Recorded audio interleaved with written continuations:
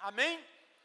Então, glória a Deus, queridos, eu quero te convidar a abrir a sua Bíblia no livro de Números, no capítulo 13, a partir do versículo 25.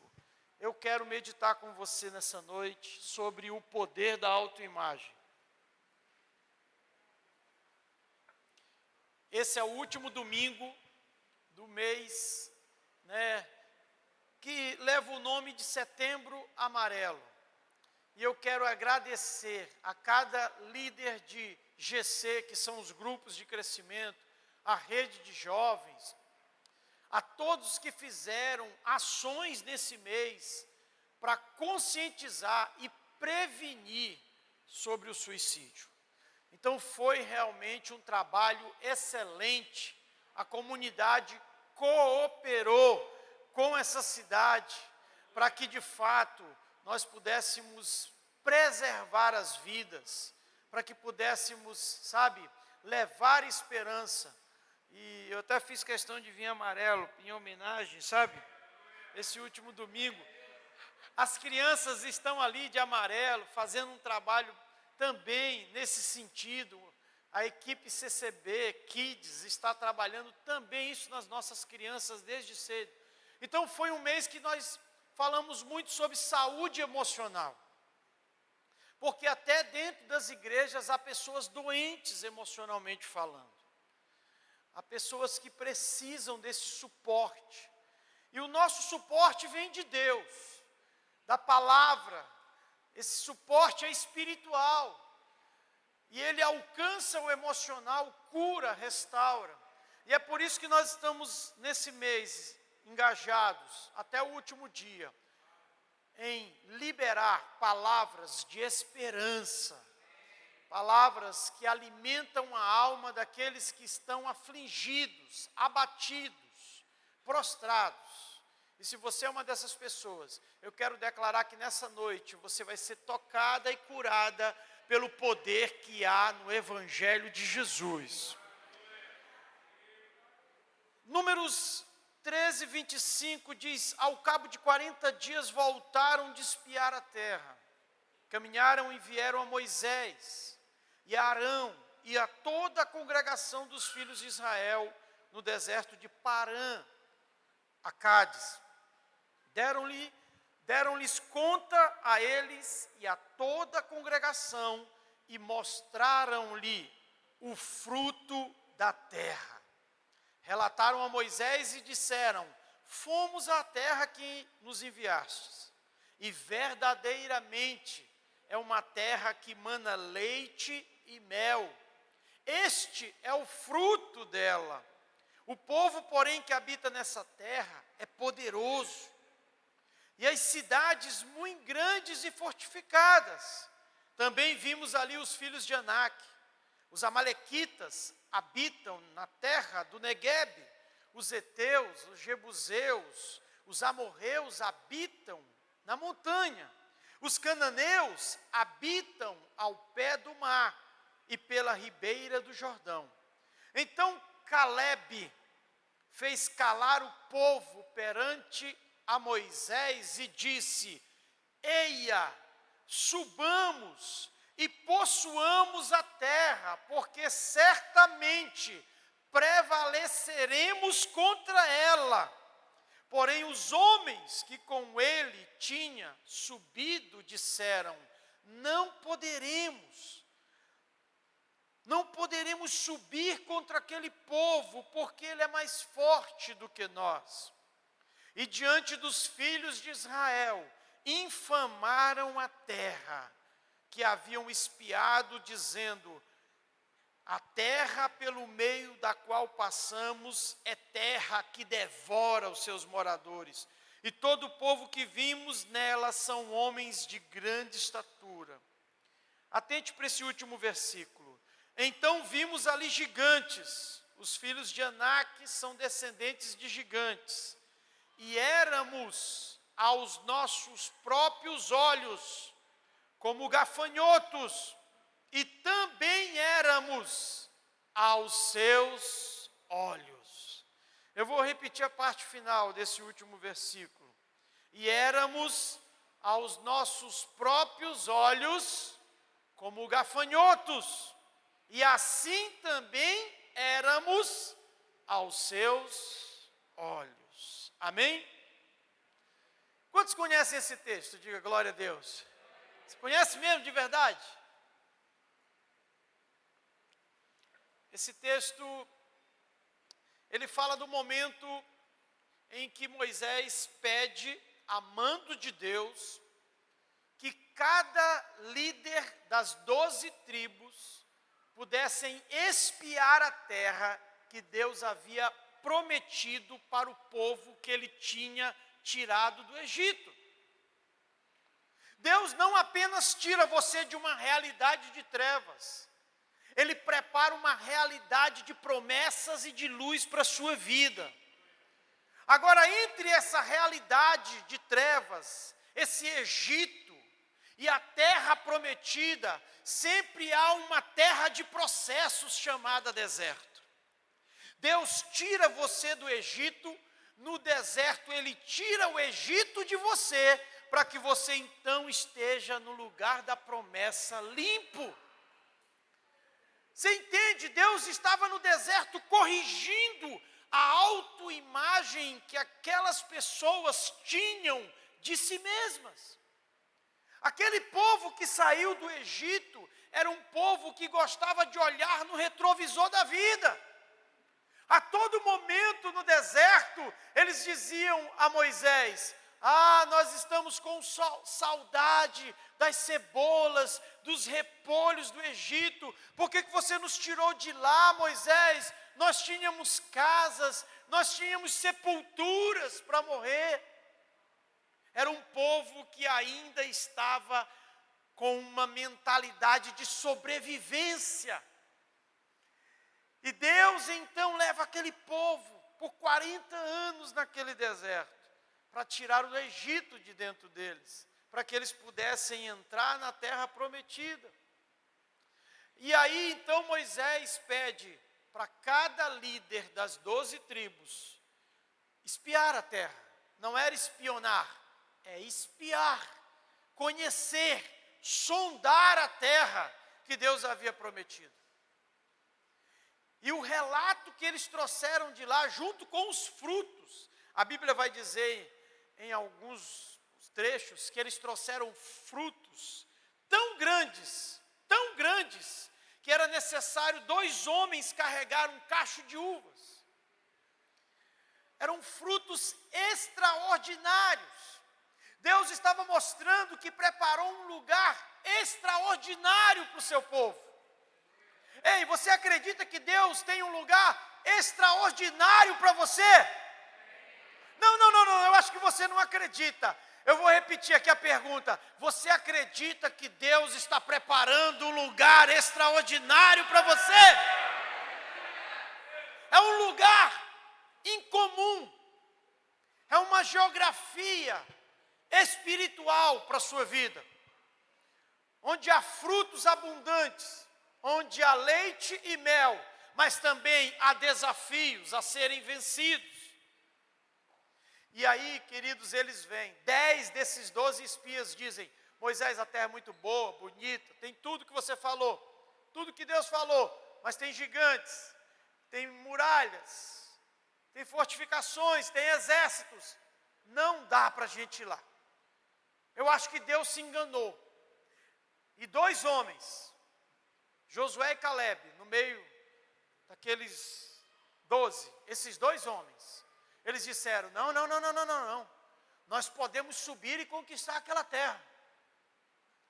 Queridos, imagine só, 10 espias fizeram com que uma geração inteira não acreditasse na promessa de Deus.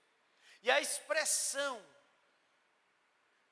que levou realmente toda essa geração a não acreditar foi essa: nós éramos como gafanhotos aos nossos próprios olhos e aos olhos dos nossos inimigos.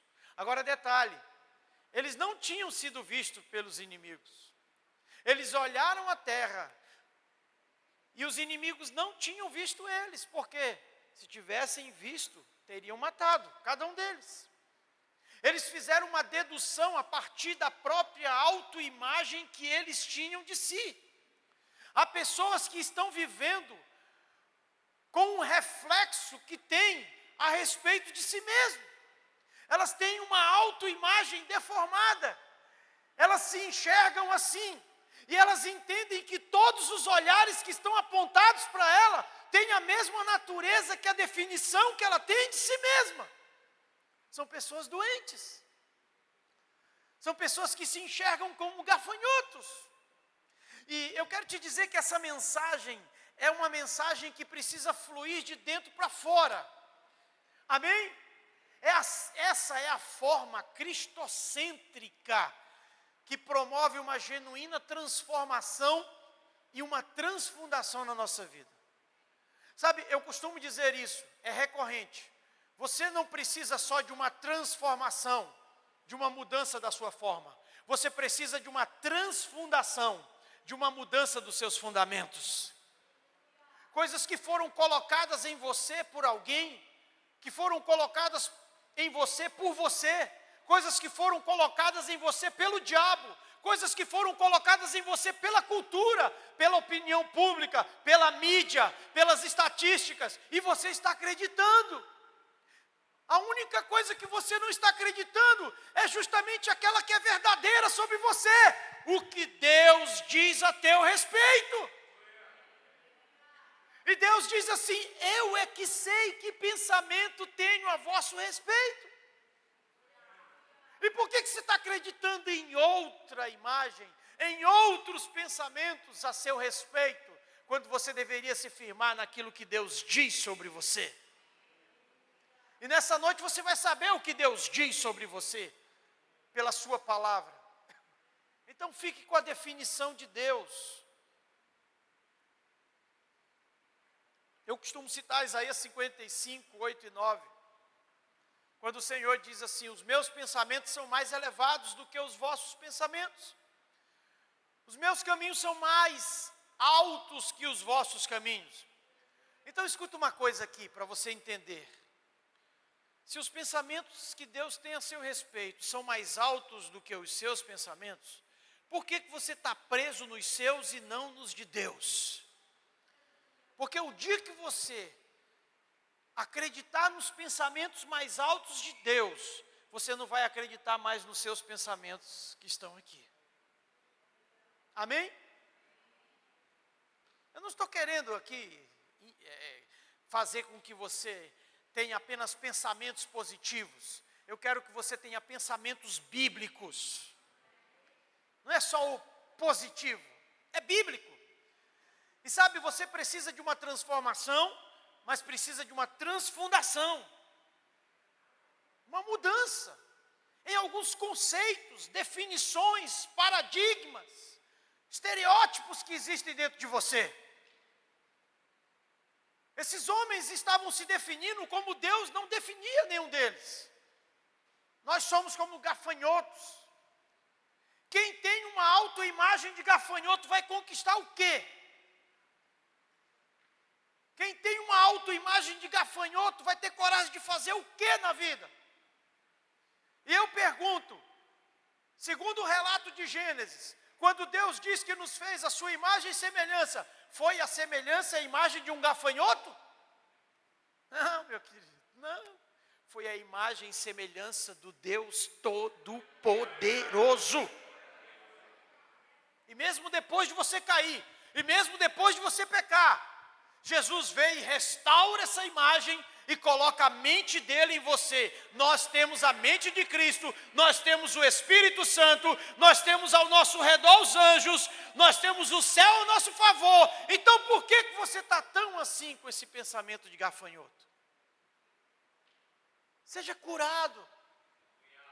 Quando a gente fala de autoimagem, é você identificar a imagem de Deus em você.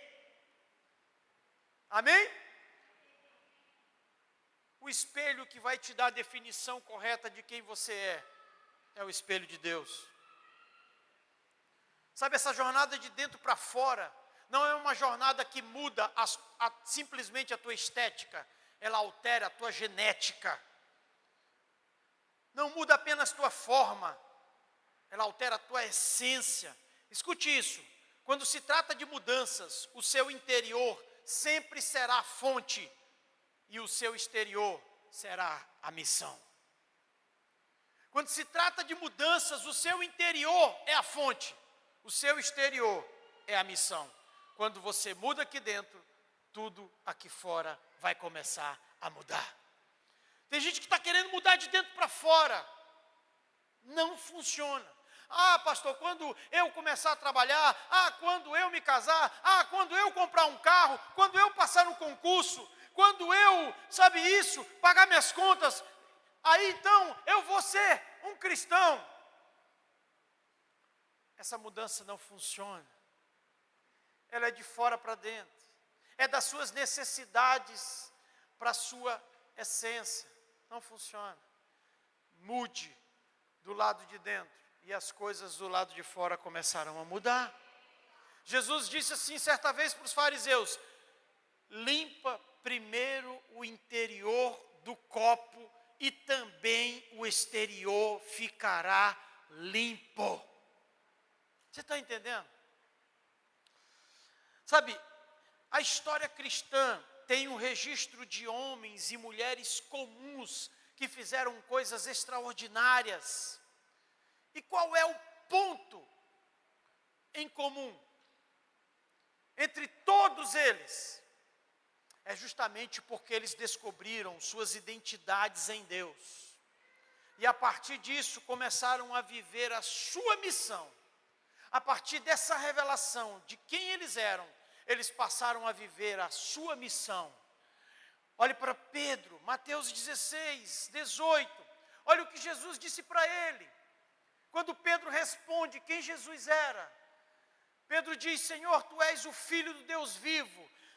Jesus diz para ele: eu também te digo, tu és Pedro, e sobre essa pedra edificarei a minha igreja, e as portas do inferno não prevalecerão contra ela. E escuta mais, Pedro: dar-te-ei as chaves do reino dos céus. O que você ligar na terra será ligado no céu, o que você desligar será também desligado.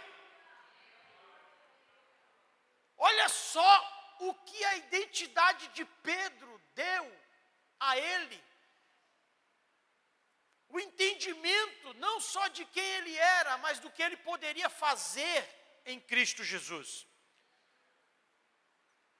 Pedro, com certeza, diante dessa definição, e mesmo tendo errado, negado Jesus, depois de viver esse processo de restauração, ele não se achava um gafanhoto. Ele não tinha uma autoimagem depreciada, inferiorizada. E sabe, queridos, o objetivo aqui é fugir dos extremos. Porque há pessoas que têm uma autoimagem inferiorizada, mas há pessoas que têm uma autoimagem superiorizada. Paulo pede em Romanos capítulo 2, versículo 3, que você pense com moderação. Você pense com equilíbrio. Você não pense menos nem mais de si. Pense de forma correta. E isso você só descobre em Cristo Jesus, queridos. Essa não é uma mensagem que se esgota no nível emocional. Não, não, não. Aqui nós queremos ter uma compreensão espiritual. O termômetro do emocional no cristão, ele é espiritual. A definição de quem nós somos nunca deve começar pelas nossas emoções, deve começar pelas nossas convicções, pela nossa identidade. As emoções sempre serão um reflexo de uma causa que se inicia na esfera espiritual. Esses homens, ao se definirem como gafanhotos, eles estavam mostrando uma baixa autoestima. Por quê? Porque eles tinham deficiência no relacionamento com Deus. E toda deficiência no seu relacionamento com Deus afetará as suas emoções. Você nunca terá uma pessoa espiritualmente saudável se ela é emocionalmente doente. Nunca. Você só conhecerá uma pessoa espiritualmente saudável se ela também é emocionalmente saudável. Há pessoas que estão acometidas de um senso de desvalor muito grande. E esse senso de desvalor veio por implantes. Quem sabe foi o seu pai, a sua mãe, que implantou em você essa autoimagem deformada, dizendo: você não presta, você não vai ser nada na vida. Eu acredito que muitos dos que estão aqui ouviram isso de pessoas com patentes, com autoridade. Um professor, um amigo, entre aspas, um relacionamento, alguém pode ter implantado em você uma mentira que se tornou uma verdade. São crenças limitantes. São paradigmas falsos, antibíblicos, que você acredita. E você precisa romper com isso, porque a sua autoimagem não é de um gafanhoto, é a autoimagem de um mais que vencedor. Quantas pessoas com esse senso de desvalor?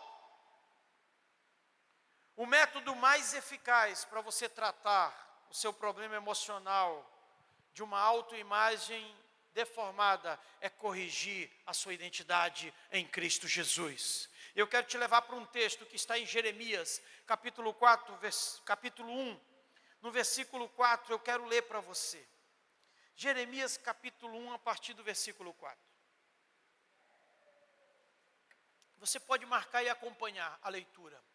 A mim me veio, pois, a palavra do Senhor, dizendo: antes que eu te formasse no ventre da tua mãe, eu te conheci.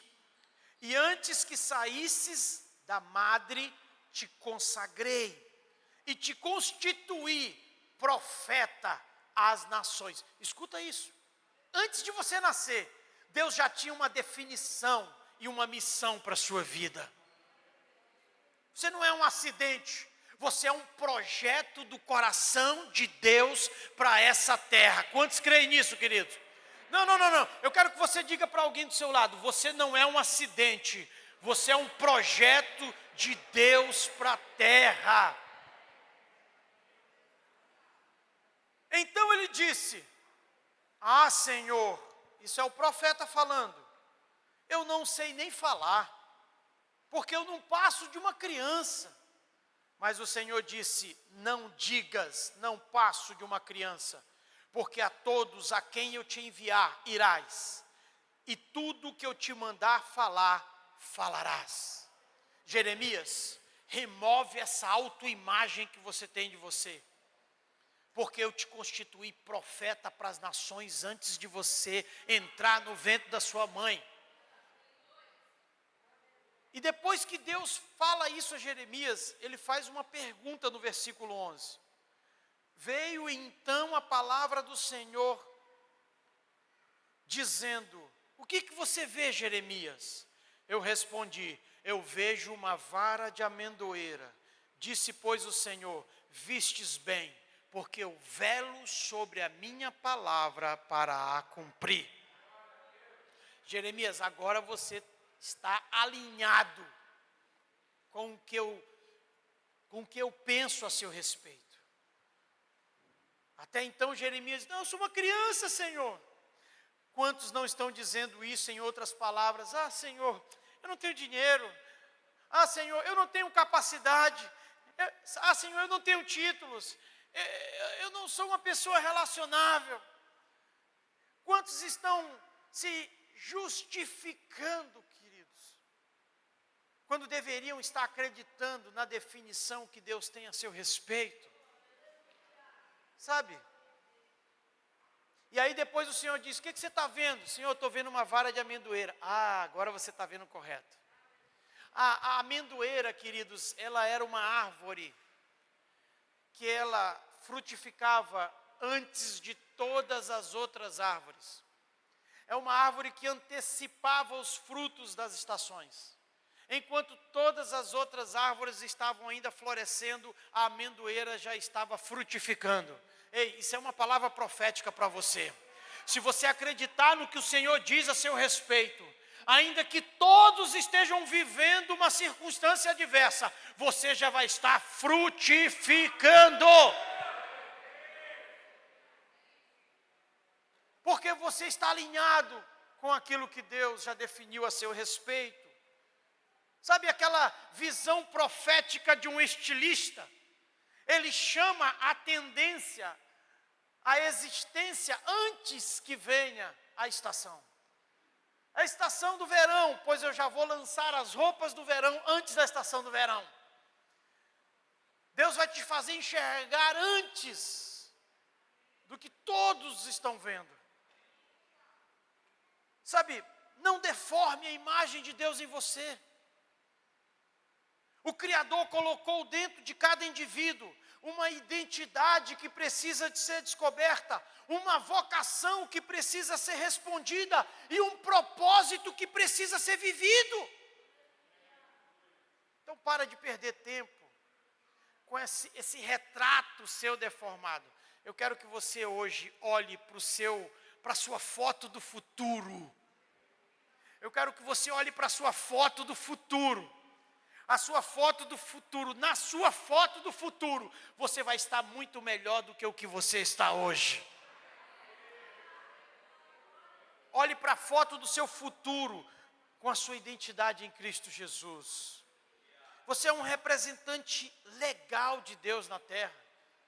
Você não está aqui como penetra, você não está aqui como alguém que não foi convidado na terra.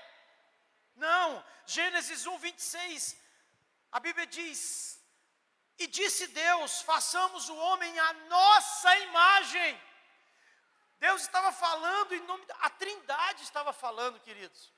Façamos o pastor Germilson conforme a nossa imagem, Pai, Filho e Espírito Santo. Façamos a Jussiane conforme a nossa imagem. Eu não sei se você está entendendo, a Trindade, ela se projetou em você.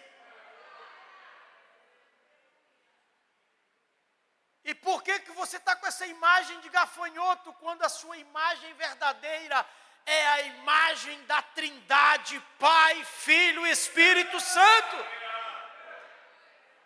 Você nunca mais vai querer tirar a sua vida, nunca mais vai abortar os seus projetos, nunca mais vai interromper os seus sonhos. Façamos o homem à nossa imagem, conforme a nossa semelhança, e tenha ele domínio. Isso me chama muita atenção. Quem tem a imagem e semelhança de Deus, governa, lidera sobre suas circunstâncias, domina sobre suas circunstâncias. Se você olhar para alguém que está inferiorizado por causa das suas circunstâncias, ali está alguém que não tem uma identidade definida em Deus. Eu não estou dizendo que não vivamos desafios, problemas, que não vamos nos abater, não, vamos sim. Mas a nossa essência é aquilo que Paulo falou, ainda que sejamos atribulados, não seremos abatidos. Porque enquanto o homem exterior se corrompe, o homem interior se renova mais e mais. E o Senhor vai dizendo, sede fecundos, dominai, sabe? Multipliquem-se sobre a terra. Essa é a essência de alguém que tem uma autoimagem curada. Essa imagem é sugestiva. Olha o gatinho, olhando para o espelho de Jesus. A imagem que ele está vendo é a imagem que Cristo projetou dele. Sabe, Gideão estava escondido em uma caverna, malhando o trigo. Ele estava com medo dos midianitas, porque esse povo era muito cruel, e eles vinham e saqueavam tudo o que eles produziam. E ele estava escondido naquela caverna, ali produzindo. E aí então vem um ser angelical e diz para ele assim: Gideão, homem valente, o Senhor está te chamando para uma missão, você vai derrotar os midianitas. Imagine você na pele de Gideão: Senhor, eu estou escondido aqui, com medo dos caras, guardando aqui a minha cesta básica, aí o Senhor vem e diz que eu sou valente. Eu acho que tem alguma coisa errada. Eu acho que o Senhor errou de endereço. E eu imagino aquela voz: Gideão, homem valente. Os céus nunca vão te definir pelas suas circunstâncias. Os céus sempre vão te definir pelo que Deus diz que você é. Aquele ser angelical estava trazendo uma definição do céu para Gideão e não da terra. Se você quer ficar com a sua definição da terra, boa sorte. Eu prefiro ficar com a definição dos céus. Assim eu não precisarei de sorte. Sabe, queridos, é interessante porque se você olhar para Saul, um rei que foi escolhido por Deus, Saul também teve problemas com a autoimagem. Em 1 Samuel 15, 17, diz assim: prosseguiu Samuel: porventura, sendo tu pequeno aos teus próprios olhos, não fostes ungidos por Deus como um rei de Israel? Saul, você menosprezava a sua autoimagem, você se diminuía, você se considerava ninguém, mas o Senhor veio e te ungiu rei sobre Israel. Por que você está assim, com essa autoimagem deformada? Sabe, queridos, Jesus, ele restaura a nossa nobreza. Quando a sua autoimagem é restaurada, a sua nobreza também é. Porque você tem a imagem de um ser nobre. Você tem a imagem do Rei dos Reis. Amém? É por isso que Davi, queridos, que tinha uma identidade definida em Deus, ele chama Mefibosete. Quem era Mefibosete? Filho de um rei, que sofreu um acidente, ficou paralítico, estava morando em Lodebar, estava numa terra árida, estava ali mendigando. E Davi, então, queridos, procura saber se havia algum descendente de Jonatas. Ele era filho de Jonatas, melhor dizendo, neto de Saul. E aí, então, Davi sabe de Mefibosete e diz: manda buscar Mefibosete. Agora, eu imagino a carruagem de Davi, a carruagem real, o exército de Davi, entrando em Lodebar, parando na frente da casa de Mefibosete e dizendo: Mefibosete, o rei manda te chamar. Não, eu quero que você entenda isso com a mentalidade profética. Mefibosete, o rei manda te chamar.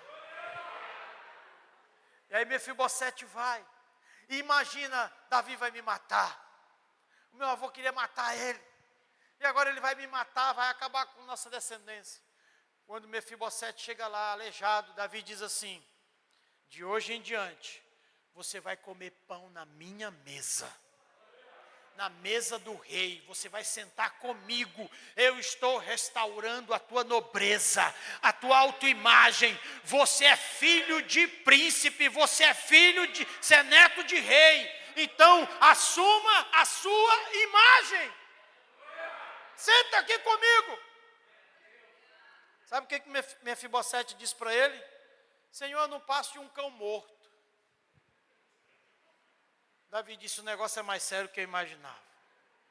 Eu não passo de um cão morto. Eu sempre brinco dizendo que pior do que você se achar um cão, é dizer que você é um cão morto. E Davi disse, não, você não é um cão morto, senta na minha mesa. Sabe, queridos, olhando por uma outra perspectiva, você sabe que quando a gente se assenta à mesa, parece que a gente fica no mesmo nível, a gente fica assim na mesma altura, parece que as coisas se tornam semelhantes na estatura, na postura. Quando Mefibosete se sentou naquela mesa do rei, toda a sua deficiência foi escondida, tudo aquilo que estava da cintura para baixo, que paralisava ele, que envergonhava ele, agora estava submetido ao ambiente do rei. Ele agora seria visto pela sua nobreza. A mesa do rei te dá nobreza, a mesa do rei muda a tua autoimagem. Davi se torna um instrumento de restauração, queridos. Sabe, autoestima anda junto com autoimagem. Na psicologia, a autoestima e a autoimagem são núcleos do comportamento. Todos nós, em algum momento, podemos nos sentir inadequados. Quando você tem uma autoimagem errada, com certeza a sua autoestima será baixa. E aqui eu quero caminhar para o encerramento, te dando uma dica. Cuidado com a sala de espelhos chamada mundo.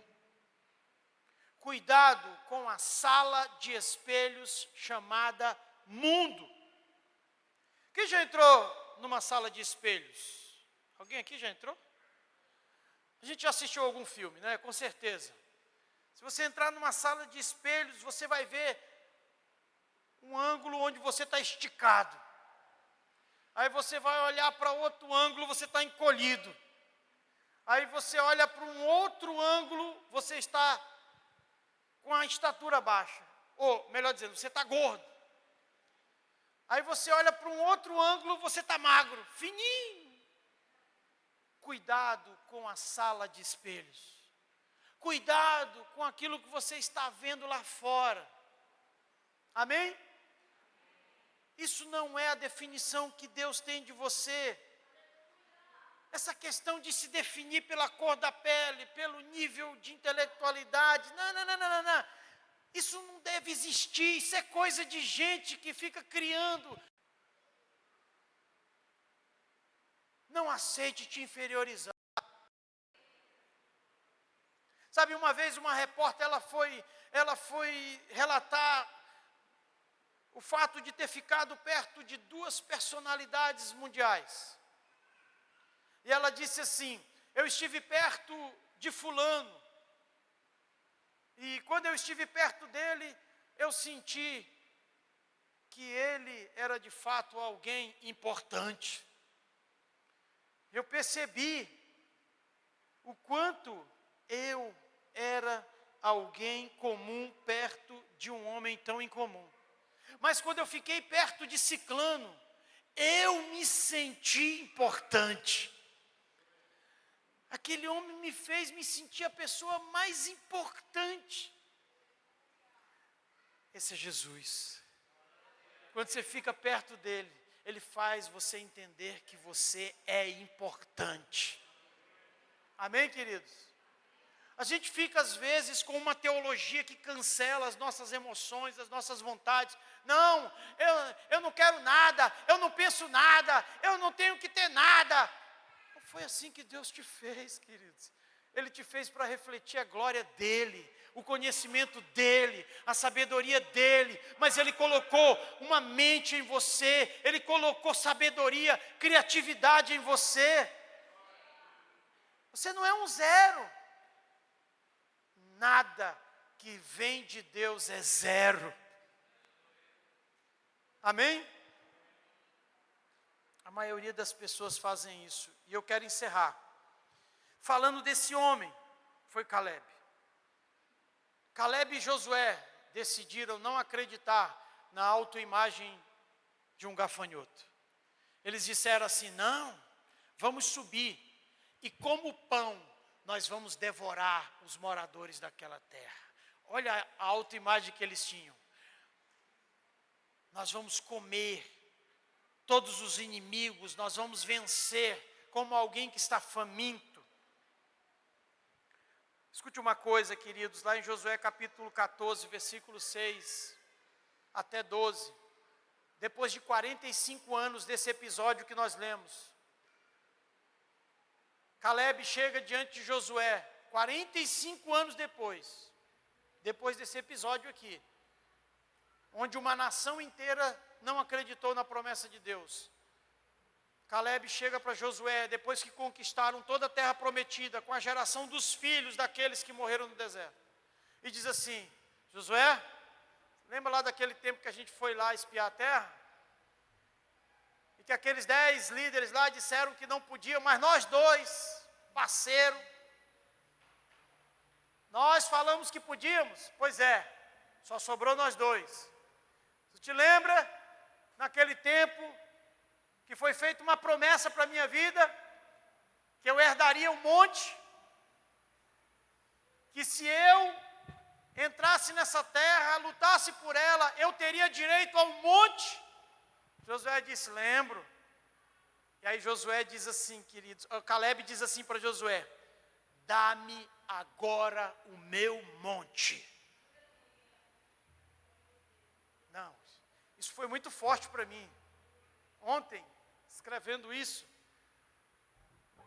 dá-me agora o meu monte. Em outras palavras, Caleb estava dizendo: eu não retrocedi, Josué. Eu não tive medo dos inimigos. Eu não sou um gafanhoto. Eu sou um filho de Deus. Eu entrei nessa terra. Eu tomei posse de tudo que Deus disse que eu poderia tomar. Agora, me dá o meu monte. Quem tem uma autoimagem resolvida, terá sempre um lugar de governo, de liderança, um lugar de influência.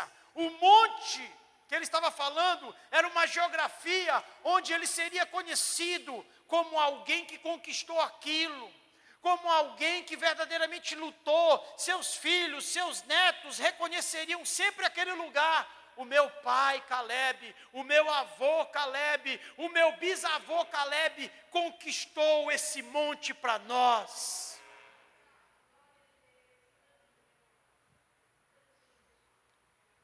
Eu quero te dizer nessa noite que se você decidir mudar a sua autoimagem, você terá direito a um monte, a um lugar de influência, a um lugar onde as pessoas vão te respeitar. A sua voz será a voz de autoridade, será reconhecida pelo que você fez no Senhor. Talvez você ainda esteja no lugar onde a sua missão está em curso. Eu já vivi isso. Eu passei anos e anos auxiliando pastores, ajudando na missão deles. E eu me propus a ser fiel em tudo que eu fazia e ajudava.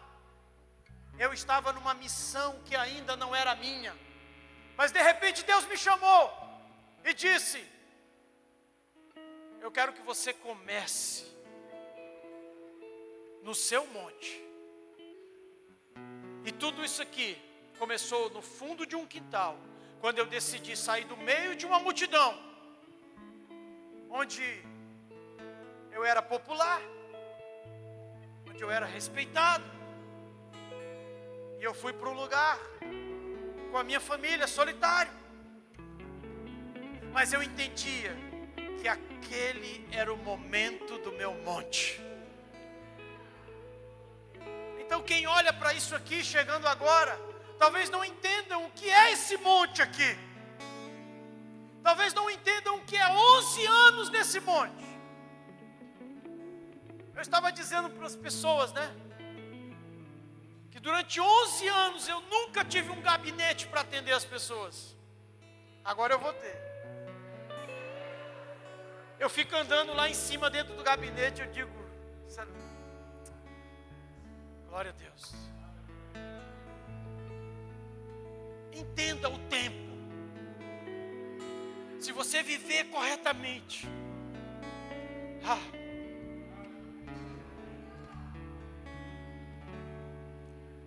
há pessoas que olham para outras e observam que elas estão no tempo de colheita e desejam a colheita de outras pessoas, mas não sabem o que foi semeado em sacrifício para que elas colhessem o que elas estão colhendo hoje.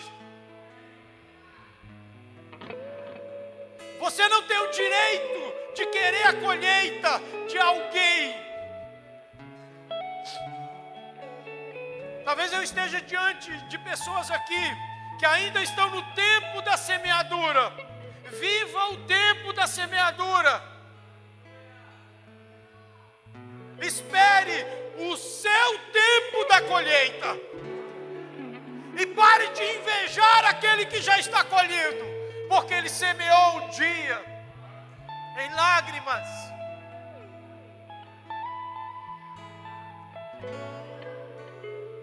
Te posiciona corretamente no tempo de Deus. Se é tempo de semear, então semeia. Semeia tudo que você pode semear. E aguarde. Lança o teu pão sobre as águas, porque depois de alguns dias ele voltará para você. Não fica querendo a colheita dos outros, não. A sua vai chegar. A sua vai chegar. Fique de pé nessa noite. E eu quero encerrar mesmo dizendo: o seu novo está no novo. O seu novo não está no mesmo. O seu novo não está no velho. O seu novo está no novo. Então viva um tempo novo na sua vida. Se você continuar fazendo as mesmas coisas, não exija nada novo de Deus. Não exija nada novo de ninguém. O novo é desafiador, mas traz o novo que você nunca experimentou.